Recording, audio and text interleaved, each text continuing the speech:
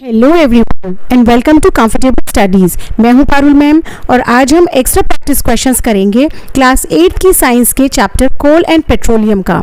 तो आपको अगर फुल मार्क्स चाहिए किसी भी एग्जाम में तो उसके लिए सबसे ज़रूरी होता है कि आप सबसे पहले अपने चैप्टर से तो 2 से 3 बार अच्छे से रीड करें, चाहे आपको समझ आए या ना आए तब भी आपको रीड करना है।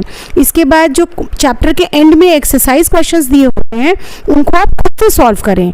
इसके बाद आप एक्स्ट्रा प्रैक्टिस क्वेश्चंस जैसे कि मैंने भी इस वीडियो में बनाए हैं आप इनको याद कर लेंगे तो मैं आपको एश्योर करती हूँ कि किसी भी एग्जाम में आपके अच्छे मार्क्स आएंगे। तो विदाउट वेस्टिंग टाइम हम स्टार्ट करते हैं। फर्स्ट क्वेश्चन है इसमें, what are inexhaustible natural resources. Inexhaustible यानी कि जो कि ख़त्म नहीं होते। हम किसी साइंटिफिक टर्म को उसमें ब्रेक करके हम उसका मीनिंग निकाल लेते हैं।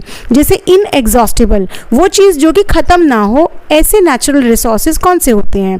तो the resources present in the nature, जो प्रकृति में ऐसे रिसोर्सेज होते हैं and are not likely to be exhausted by human activities, जो हमारी एक्टिविटीज़ के बाद ख़त्म नहीं होते हैं उनको हम इनएग्जॉस्टिबल नेचुरल रिसोर्सेज कहते हैं। जैसे सनलाइट है, हम कितना भी यूज़ करें वो कभी ख़त्म नहीं होता है, उसका एक अपना स्ट्रेंथ है, वो कभी ख़त्म नहीं होता है। एयर एंड वाटर ये इसके एग्जाम्पल्स हैं। नेक्स्ट क्वेश्चन इसका जस्ट अपोजिट है, what are exhaustible natural resources, जो ख़त्म हो जाते हैं। The resources present in the nature and are limited, मतलब जिनका एक लिमिटेड सोर्स ही है, अनलिमिटेड नहीं है वो, and can be exhausted by human activities are called exhaustible natural resources, जैसे coal, minerals, forests. Next question is, what is coke. Coke क्या है। तो coke is a tough porous and black substance and almost pure form of carbon, जो carbon की pure form है और जो कि ब्लैक कलर का होता है।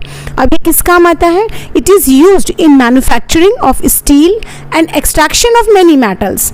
तो एक्सट्रैक्शन ऑफ मेटल्स का क्या मतलब है कि जो मेटल्स होते हैं ये जो नेचर में ये प्योर फॉर्म में नहीं पाए जाते हैं, ये और दूसरे मेटल्स के साथ मिक्स होते हैं या फिर इसके अंदर कुछ इम्प्योरिटीज़ होती हैं जिनको अलग किया जाता है। तो उस प्रोसेस को क्या कहते हैं, एक्सट्रैक्शन कहते हैं। ये आप आगे की क्लासेस में पढ़ेंगे अलग अलग मेटल्स को कैसे एक्सट्रैक्ट किया जाता है। Okay, next question is, what is coal tar. तो आपने ये सुना होगा जो रोड्स बनती हैं जब, तो आपने ब्लैक कलर का एक लिक्विड सा डालते हुए देखा होगा।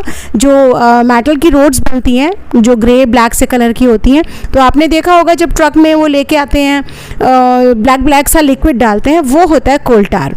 तो coal tar is black thick liquid and having unpleasant smell. It is a mixture of approximately 200 substances. ये बहुत सारे substances का mixture होता है और ये किस काम आता है, synthetic dyes बनाने में, drugs बनाने में, perfumes में, paints में, naphthalene balls बनाने में are obtained from coal tar. Okay? Next question is, Which product is used in place of coal tar for metaling the roads? सड़क बनाने में जो कोल टार का यूज़ होता है इसकी जगह और कौन सा प्रोडक्ट को यूज़ किया जा सकता है। तो answer is bitumen. Bitumen is used in place of coal tar. तो बिटुमेन क्या है, bitumen is a type of coal, जो कोयला होता है उसका ये टाइप होता है, तो उसको हम कोल टार के प्लेस पर यूज़ कर सकते हैं। Next question is, what are fossil fuels? Fossil fuels are the dead remains of living organisms. ठीक है, जैसे पूरा जंगल होता है, अगर सपोज वो कभी दब जाए अंदर नीचे, उसके ऊपर मिट्टी की लेयर्स आती चली जाए तो कई हज़ार साल के बाद में नीचे उसमें कोल, पेट्रोलियम और नेचुरल गैस में वो कन्वर्ट हो जाता है।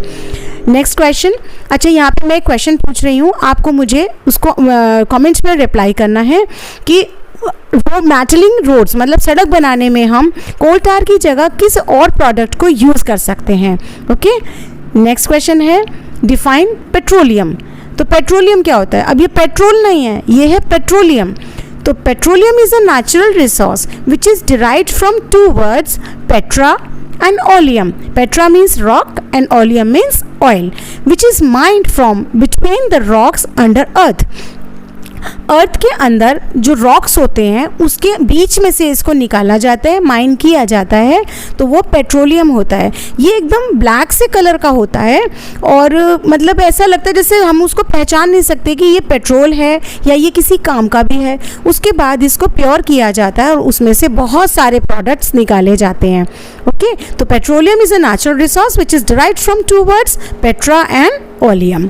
ठीक है, next is what is refining of petroleum. अब ये जो अभी हमने पेट्रोलियम पढ़ा ऊपर, उसको रिफाइन करा जाता है रिफाइनरीज में।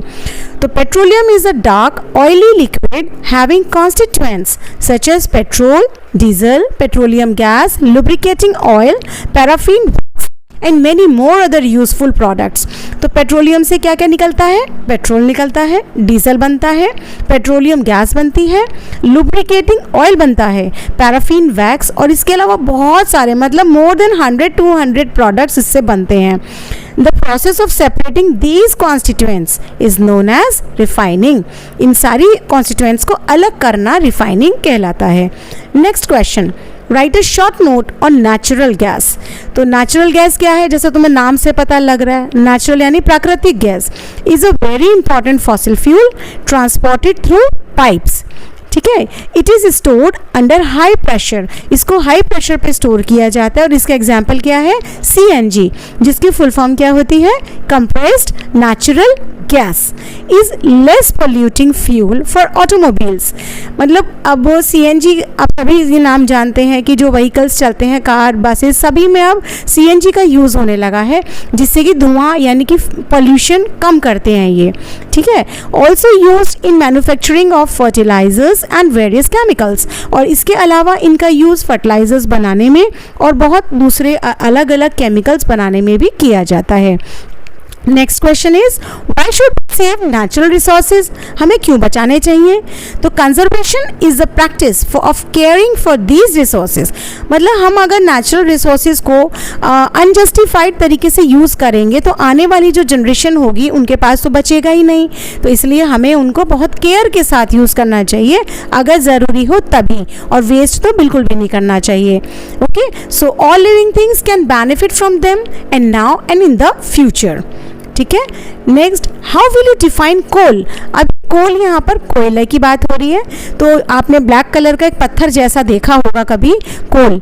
तो कोल इज फॉसिल फ्यूल और fuel that comes from the remains of pre historic plants और एनिमल्स। जैसे कि अभी मैंने बताया था कि जो बहुत पुराने हिस्ट्रीज में प्लांट्स और एनिमल्स जो नीचे दब गए होंगे कभी, उनसे बनता है ये फॉसिल फ्यूल।